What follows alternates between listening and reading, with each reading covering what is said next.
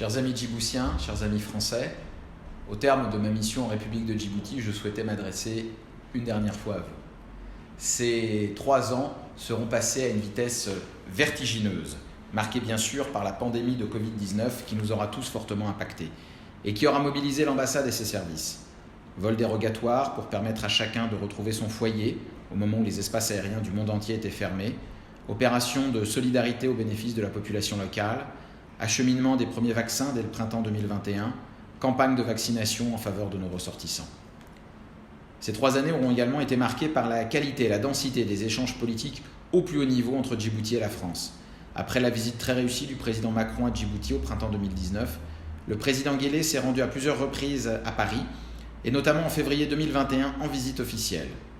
Nos 2 chefs d'État ont encore eu un entretien extrêmement chaleureux il y a quelques jours à peine et se sont félicités de la qualité des relations bilatérales.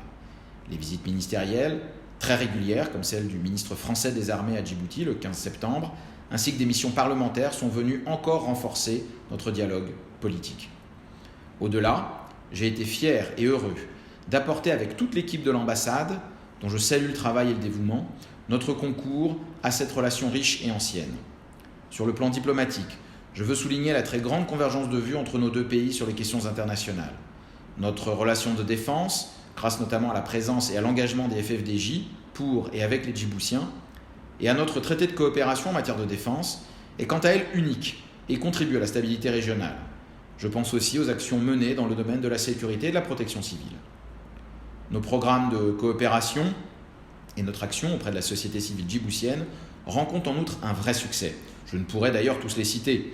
J'ai ici à l'esprit les nombreux programmes de l'AFD dans le pays, dans les domaines aussi variés que l'eau, l'assainissement, la rénovation urbaine à Balbala, l'enseignement supérieur, la formation, l'éducation ou bien encore la santé.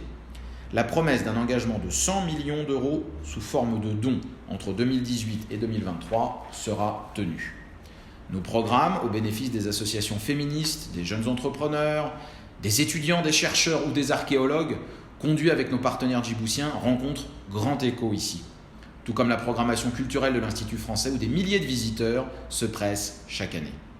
La France est aujourd'hui également le premier partenaire des collectivités locales djiboutiennes, que ce soit via le programme ADIL, mis en œuvre par Expertise France et financé par l'Union européenne, via le programme de l'AFD au bénéfice de la mairie de Djibouti, ou le partenariat naissant, très prometteur et dans sa phase de mise en œuvre, avec la région Sud Provence-Alpes-Côte d'Azur. Nos entreprises sont également très dynamiques à travers le groupe d'affaires France-Djibouti. Parmi bien d'autres projets, je forme le vœu que le nouvel aéroport de Djibouti puisse voir le jour à brève échéance avec le concours de la France.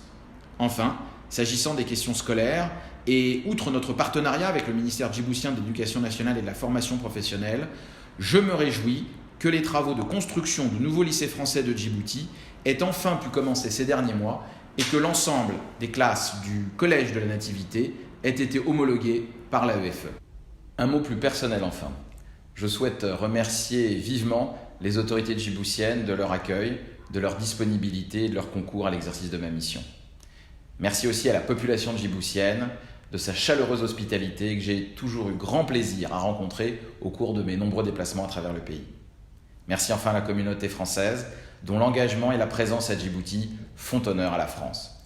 Je présente tous mes vœux de succès à l'ambassadrice Dana Purcarescu qui me succède et qui vous rejoindra très bientôt. Merci encore à tous et bonne continuation.